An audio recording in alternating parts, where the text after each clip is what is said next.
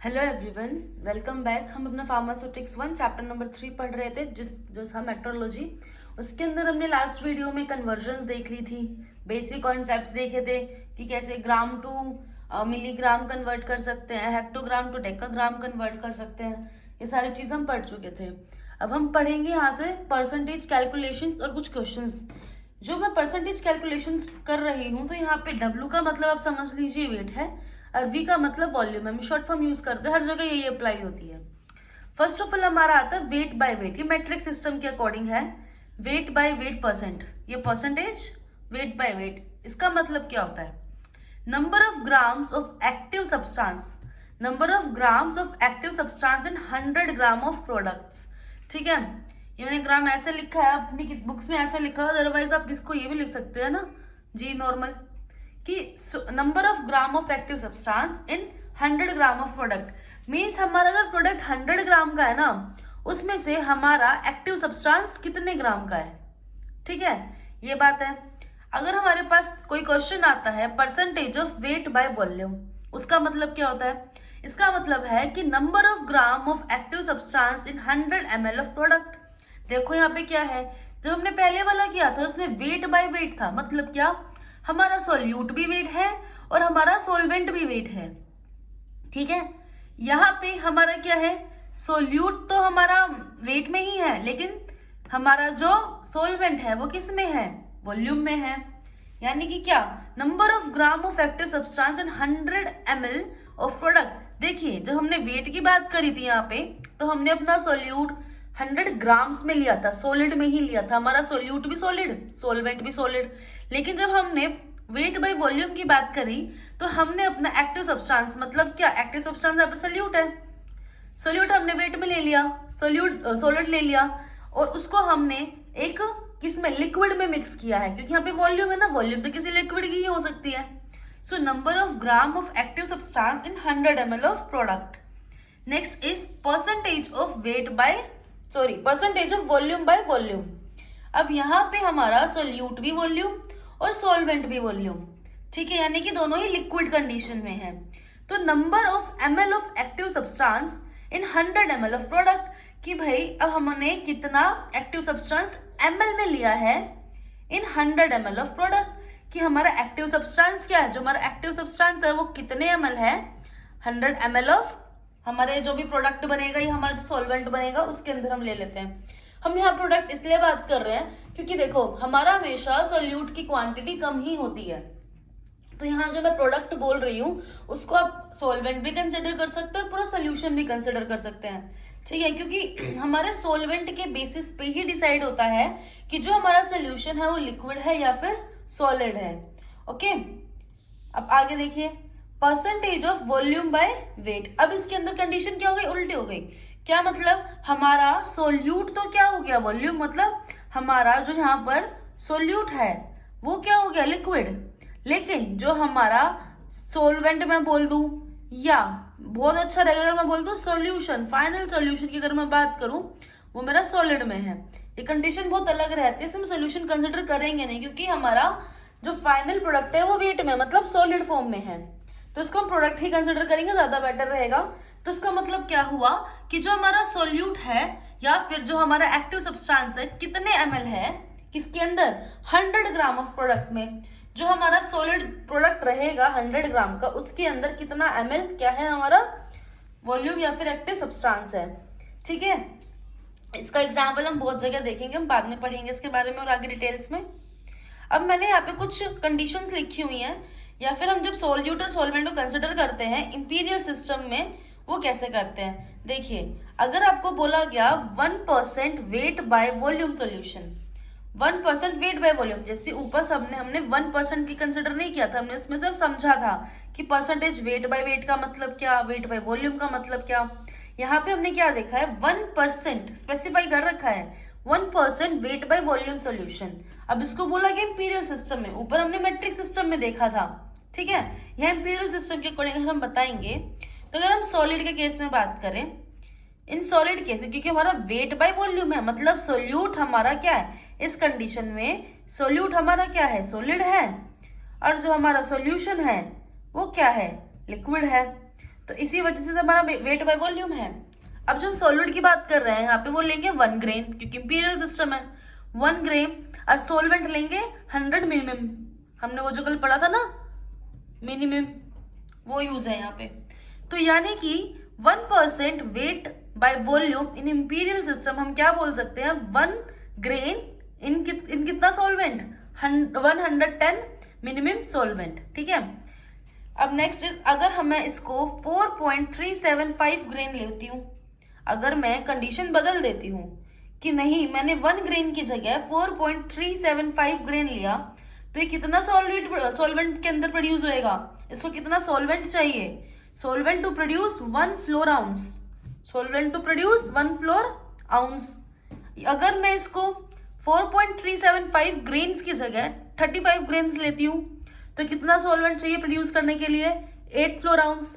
तो condition change हो जाती है, 1 ग्रेन के लिए 110 मिनिमम चाहिए, 4.375 ग्रेन के लिए 1 फ्लोर आउंस चाहिए, 35 ग्रेन के लिए 8 फ्लोर आउंस चाहिए।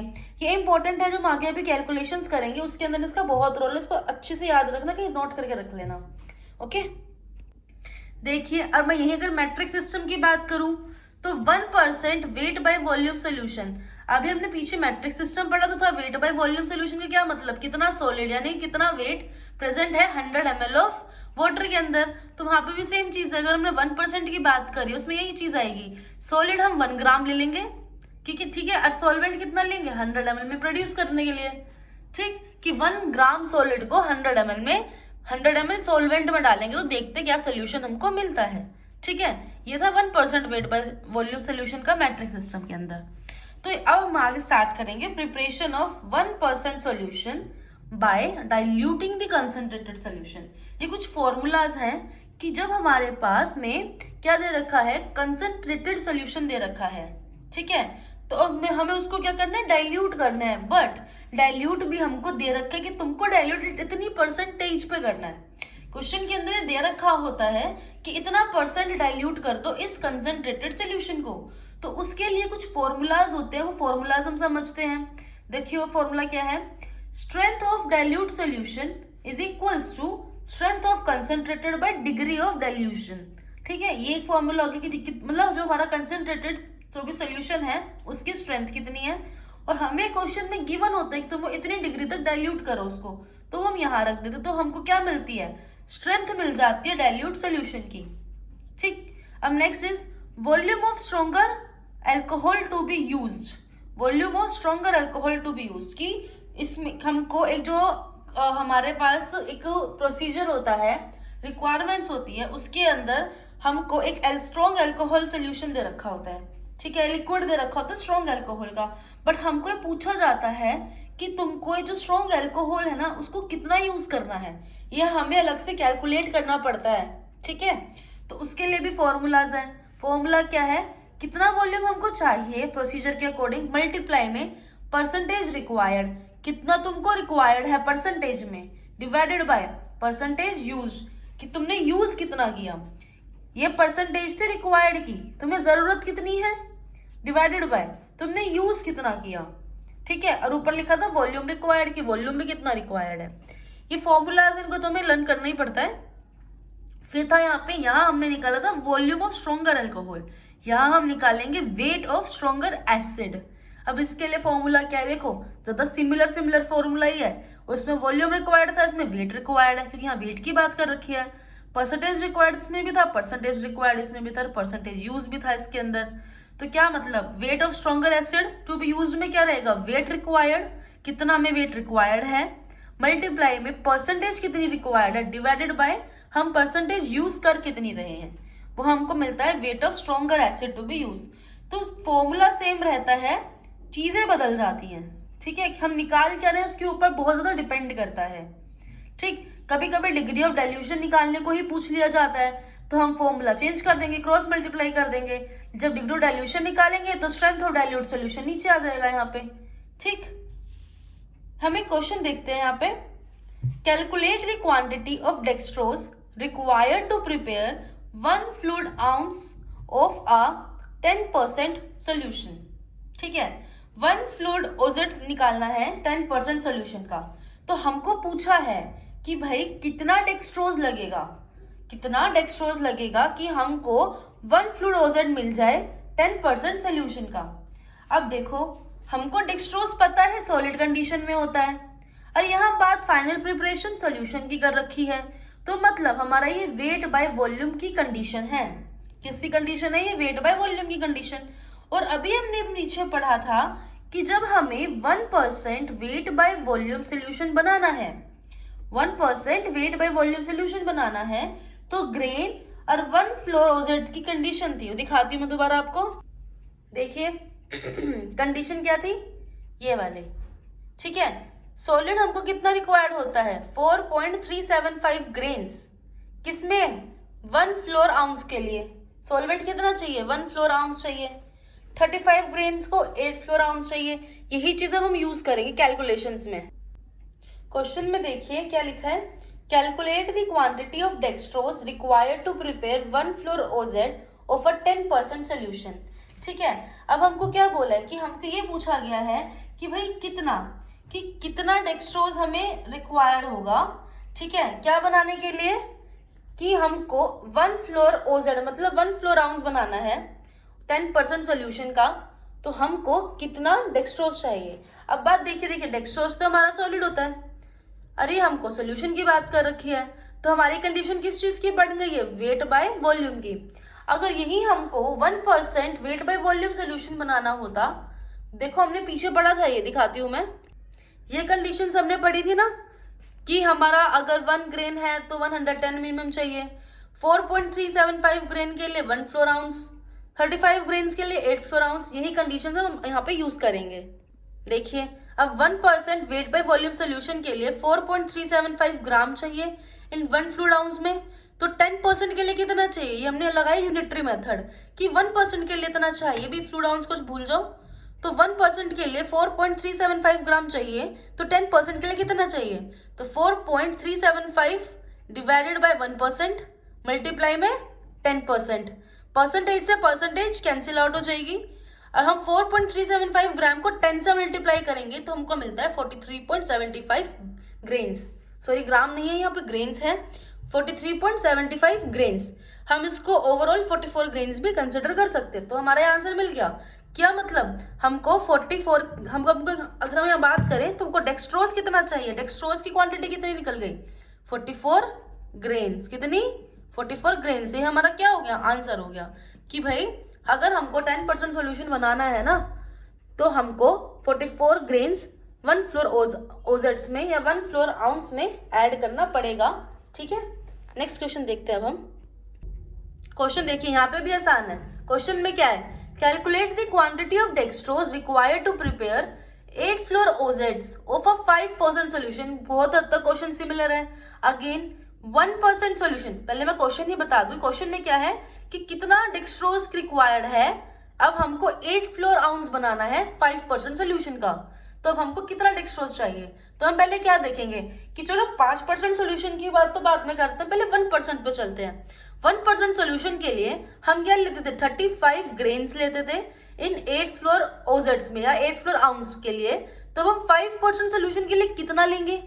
तो हम 5% सोल्यूशन के लिए कितना लेंगे? तो इसमें हमने दोबारा unitary method 35 divided by 1 multiply में 5 इन 8 फ्लोर आउंस के लिए हम ले रहे हैं, क्योंकि क्वेश्चन तो हम 8 फ्लोर आउंस के लिए निकालने, उसके लिए हम डायरेक्टली हमारे पास थी कुछ मेथड्स, कुछ कैलकुलेशंस ऑलरेडी थी 8 फ्लोर आउंस के लिए डायरेक्टली, तो हमने यहाँ पे यूज करी। जब हमने सोल्व किया तो हमको 175 ग्रेन्स मिल गए इन 8 फ्लोर आउंस के अंदर।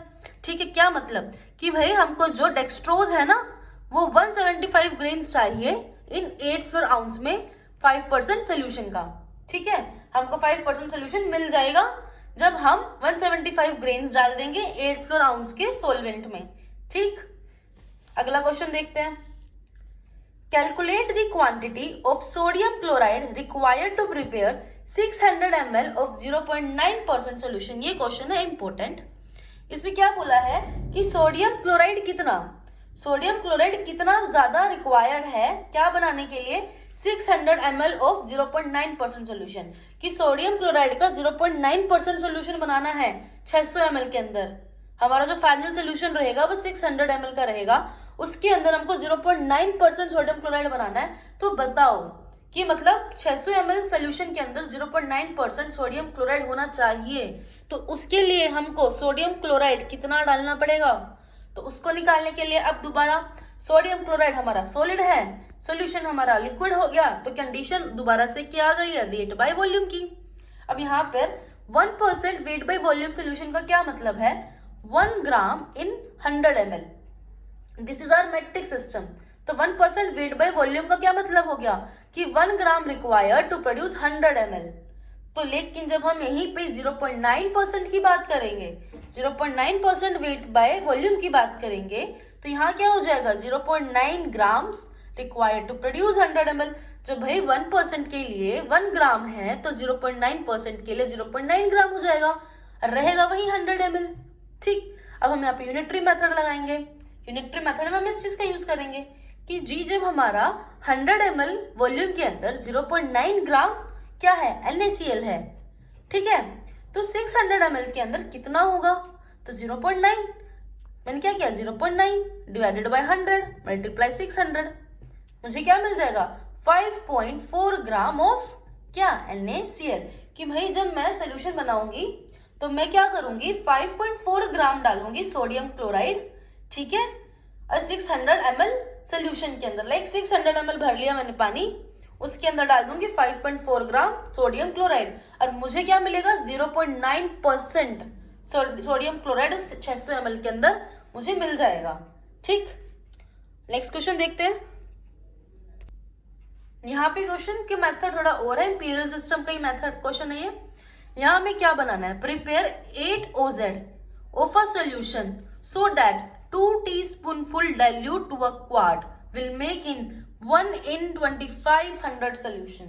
ठीक है, इन्होंने बोला है कि भाई तुमको 8 OZs बनाने हैं, ठीक है, 8 OZs बनाने हैं जिसके अंदर तुम्हारा 2 टीस्पूनफुल डाइल्यूट हो जाए। 2 टीस्पूनफुल, अगर आपको याद है तो मैंने लास्ट क्लास में आपको बताया था टीस्पूनफुल में कितना आता है, 1 teaspoonful is 4 ml, 2 teaspoonful is 8 ml, but यहाँ पे हम इंपीरियल सिस्टम की बात कर रहे हैं, मैट्रिक सिस्टम नहीं चलेगा, तो यहाँ हम फ्लूइड आउंस में बात करेंगे। ठीक है, और यहाँ पे साथ साथ ये भी बोला गया है कि हमारा जो सोल्यूशन बनेगा ना वो 1 in 2500 सोल्यूशन है, 1 in 2500। तो उसके लिए हम देखना है कि कितना क्या हमें चाहिए, कि कितना हम लाइक यहाँ पर जब अपना क्वार्ट है कितना डाइल्यूट करें, कितना डिजोल्व करें वाटर में कि हमको 8 OZs मिल जाए। ठीक, तो हम सबसे पहले देखेंगे क्या कि 1/2500 का मतलब क्या है। 1/2500 सोल्यूशन को कैसे लिखते हैं, 100/2500, इसका मतलब क्या होता है 100/2500 होता है इसका मतलब। ठीक है, तो जब हम ये करते हैं 100/2500 तो हमको क्या मिलता है 0.04%, ये परसेंटेज निकल जाती है हमारी। ठीक है, अब देखो हम यूज करते हैं मेथड्स का, यही चीज हमने पीछे भी पढ़ी थी, टेबल में जो मैंने इंपॉर्टेंट बताया था। 35 ग्रेन्स है यहाँ पर, 35 ग्रेन्स के अंदर 8 फ्लोर आउंस होते हैं, जिससे हमको 1% सोल्यूशन मिल रहा था, वहां में उल्टा लिखा हुआ था 1% सोल्यूशन के लिए 35 ग्रेन्स इन 8 फ्लोर आउंस, ये लिखा था। अब मैंने क्या वही चीज मैंने यहाँ लिखी है कि भाई जब हमको 1% सोल्यूशन चाहिए तो मुझको 35 ग्रेन्स 8 फ्लोर आउंस में चाहिए, 8 फ्लोर आउंस में चाहिए। लेकिन अब मैं क्या कर रही हूँ, अब मैं बात तो यहाँ पे 0.04% की कर रही हूँ। जब मैं 0.04% की बात कर रही हूँ तो सॉल्यूशन क्या आएगा, तो जब मैंने देखा कि भाई 1% के लिए इतना था तो 0.04% के लिए 35 इंटू 0.04 कर देंगे, इतना ग्रेन्स लगेगा 8 फ्लोर आउंस में, है ना। तो अब मेरे को क्या चाहिए जी, मुझे ना 8 फ्लोर आउंस की बात नहीं करनी है, 8 फ्लोर आउंस की बात नहीं करनी, मुझे 40 फ्लोर आउंस की बात करनी है। कितने की बात करनी है, 40 की। जब मैंने 40 का निकाला एट द 0.04% सोल्यूशन पे ही, तो मेरी कैलकुलेशन ही हो गई 40/8 कर दिया मैंने, इन दोनों की हमने कैलकुलेट किया 40/8 कर दिया। तो क्या हाल में मेरा क्या आया 7 ग्रेन्स, फाइनली क्या आया 7 ग्रेन्स निकल गई मेरी अमाउंट, कि 7 ग्रेन्स रिक्वायर्ड है इन 40 फ्लूइड आउंस में, किसको बनाने के लिए, टू मेक 0.04% सोल्यूशन बनाने के लिए।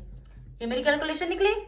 अब मैंने क्या देखा कि 7 ग्रेन प्रेजेंट इन एवरी 2 टीस्पूनफुल, जो मेरा 7 ग्रेन है ना, क्योंकि ऊपर सारी बात तो टीस्पूनफुल के अकॉर्डिंग चल रही है, क्योंकि हमने टीस्पून फुल के अकॉर्डिंग ये सारी चीजें ली है कि जैसे हमारा 1 टीस्पून फुल के अंदर 1 फ्लो डायग्राम होता है, और जब हम मतलब कन्वर्ट करते हैं तो हमारा 2 टीस्पून फुल 7 ग्रेन्स के अकॉर्डिंग निकल जाएगा। अब देखो हम आगे क्या करेंगे, 7 grain present in every 2 teaspoon full.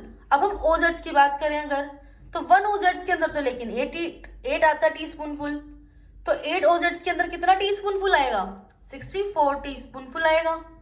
ठीक है, अब हम इसको भी देखेंगे, कंसिडर करेंगे। पहले यहाँ देखते हैं कि एक ओजेड के अंदर 8 टीस्पून फुल होता है, तो 8 ओजेड्स के अंदर, ये 1 बोल रही हूँ, ये 8 बोल रही हूँ, ध्यान से सुनना, 8 ओजेड्स के अंदर 64 टीस्पून फुल हो जाएगा।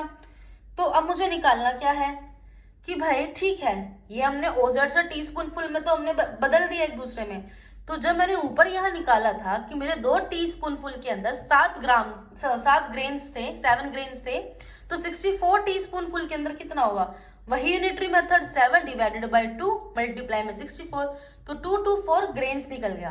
क्या निकला, 224 ग्रेन्स। तो मेरे को फाइनली क्या मिल गया, देखो ना, ओजेड्स तो मेरे 8 ही रहे ना, मेन बात तो हमने 8 ओजेड्स की करी थी, क्वेश्चन में हमने 8 ओजेड्स के बारे में पूछा था, 2 टीस्पून फुल के बारे में पूछा था, उसी का लेके हमने क्वेश्चंस किया है कि यहाँ पे 7 ग्रेन निकला 2 टीस्पून फुल में, तो हमने यहाँ देखा कि 8 ओजेड 64 टीस्पून फुल का होता है, तो 2 टीस्पून फुल में 7 ग्रेन है, तो 64 टीस्पून फुल में 224 ग्रेन्स आ जाएंगे। तो यानी कि 224 grain dissolve in water to produce 8 ओजेड्स। तो हमको इस तरह से कैलकुलेट करना पड़ता है। अगर आप, क्योंकि इसमें थोड़ा टाइम लग सकता है, वीडियो को एक दो बार आप दोबारा रिपीट करके जरूर देखना, समझ आ जाएगा, चीज आसान है, बट इसके लिए आपको पहले पिछला याद होना चाहिए, क्योंकि ये सब कुछ हम पढ़ चुके हैं।